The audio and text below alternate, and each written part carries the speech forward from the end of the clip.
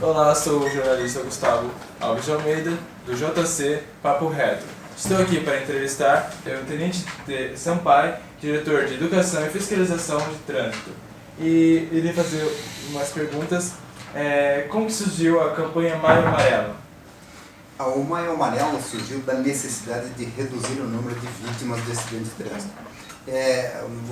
Nós acabamos apurando, a Organização Mundial de Saúde acabou apurando que no mundo inteiro, mata-se no trânsito mais do que em qualquer guerra. Nós matamos milhares, milhões de pessoas por ano e vai-se pelo ralo, gasta-se com as vítimas de acidentes de trânsito, ou deixa de se produzir, inclusive, as vítimas de trânsito, bilhões de reais por ano.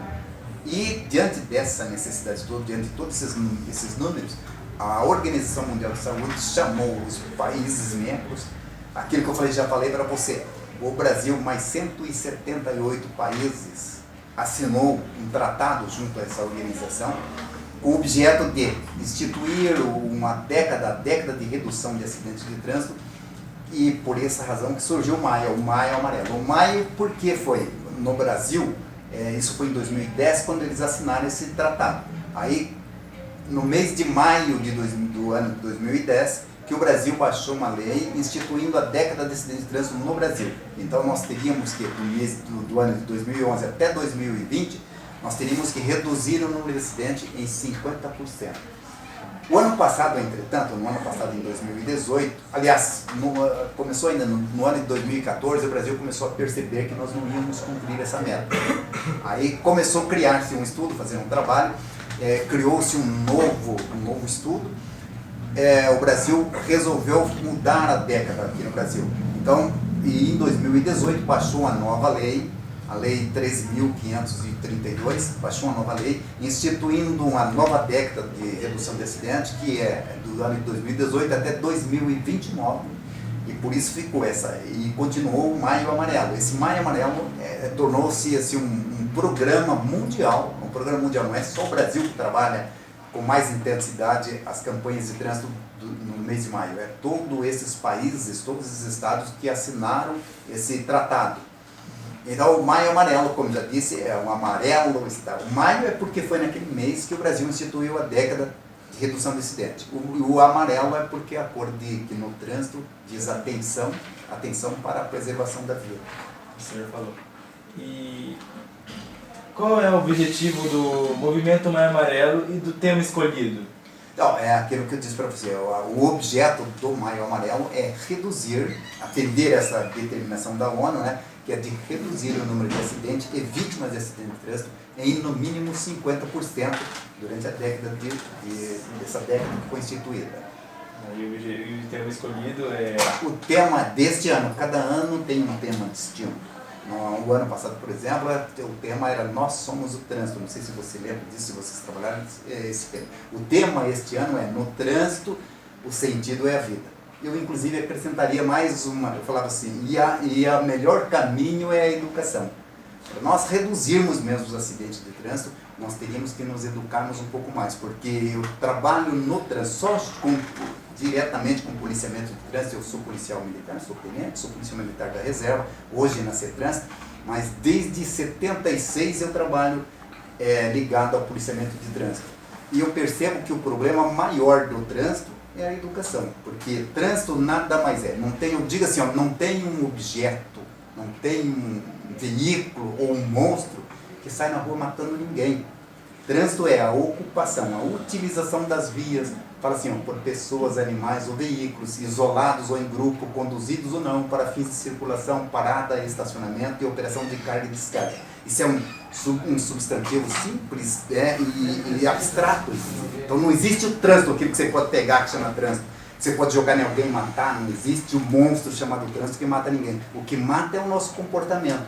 É nós que nos comportamos desregradamente e acabamos desrespeitando essas regras, praticando acidente, violando o direito dos demais usuários e acabamos provocando os acidentes, matando, aleijando, criando traumas e aumentando os gastos. Eu fui ontem fazer uma palestra em Medianeira, acho que não dá um terço de Cascavel. O ano passado, em Medianeira, eles gastaram 45 milhões de reais só com vítimas de acidente de trânsito. Imagina Cascavel, que nós temos aqui o 3 vezes mais o número de veículos. Nós, hoje em Cascavel, este ano, desde o ano de 2016 até agora, nós temos uma média de 6 mil veículos que são acrescidos na frota por ano. Tá? São 6 mil veículos que vão competir. Eu digo, pessoal, não seria competir, eles deveriam você compartilhar o espaço público, mas nós, por falta de educação, nós vamos para o espaço público competir. Cada um quer ser melhor que o outro, quer ter preferência, quer ter privilégios. Nós olhamos muito no nosso umbigo e esquecemos da sociedade, da comunidade. Porque lá no espaço público, o meu direito não é mais direito que os seus direitos.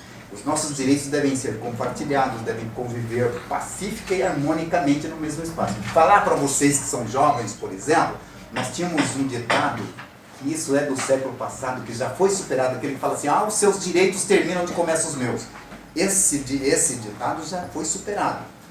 Os nossos direitos devem ser compartilhados, principalmente no espaço público. Não existe mais, terminou meus direitos onde começou o seu, ou vice-versa. Os seus direitos continuam permanecendo, mesmo que naquele momento eu estou exercendo o meu direito, se for de ocupar um espaço público, no momento em que eu não estou ocupando o espaço público, você tem o direito. Por exemplo, eu estou sentado nessa cadeira aqui, que é do patrimônio público, não é isso aqui? No momento agora eu tenho direito. Eu saí daqui, você tem direito, ela tem direito, ele tem direito, todo mundo tem o mesmo direito de ocupar o bem público, porque o bem público é do público. É isso que nós temos que entender. Nós temos que internizar e temos que criar a consciência de que se eu cuido do que é meu, eu devo cuidar muito mais do que é público. Porque daí, eu falo sempre assim, eu sou sozinho na via pública de Cascavel. Eu tenho que compartilhar esse espaço público com 300 e poucas mil pessoas. Então, eu não represento nada praticamente lá. Eu não posso fazer o que eu quero lá na via pública sem a autorização dos outros 320 e poucos mil pessoas. Se eu quiser fazer, deitar e rolar na via pública, eu tenho que ter autorização dos outros, porque a via não é só minha, é de mais 300 e poucas mil pessoas. Exatamente.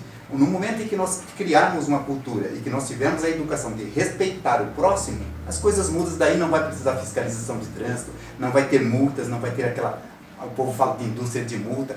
Você quer ver uma coisa? A senhora que é diretora do colégio, os pais, por exemplo, dos alunos que vêm trazer os alunos, chega ali, estaciona em fila dupla, começa por aí.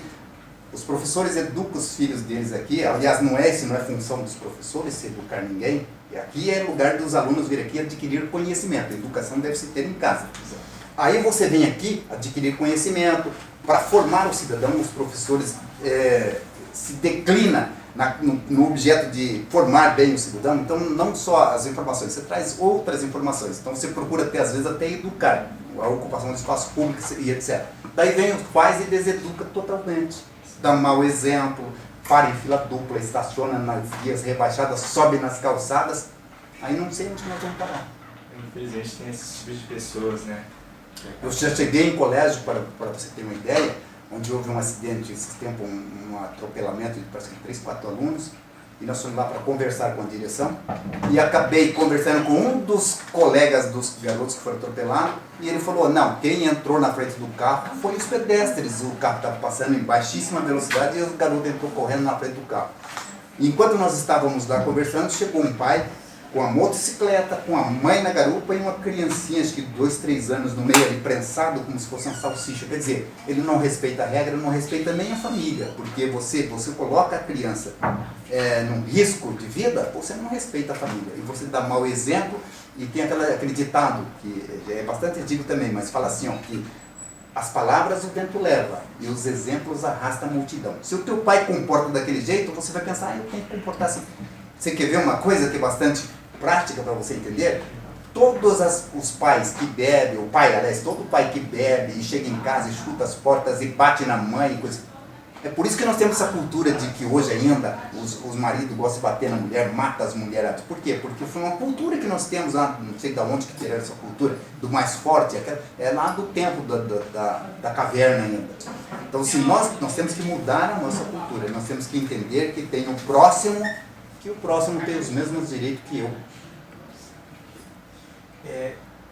Fazendo um comparativo entre o ano de 2018 e 2019, no período de janeiro e maio houve uma redução dos acidentes de trânsito? Ó, nós tivemos 2% no índice de redução, não, de aumento do número de acidentes, tivemos 2% de aumento do número de acidentes, tivemos quase 9% do aumento de vítimas com lesões corporais. Entretanto, nós tivemos 42% de redução de vítimas fatais. Aliás, ontem nós tivemos uma vítima fatal aqui, que aí já diminuiu um pouco esse percentual, mas nós tínhamos reduzido isso. Até ontem havia uma redução de 42% do número de vítimas fatais. Agora, o número de acidentes aumentou 1,90 e pouco, quase 2%, o número de acidentes. E de vítimas de lesão corporal teve um aumento de 8%.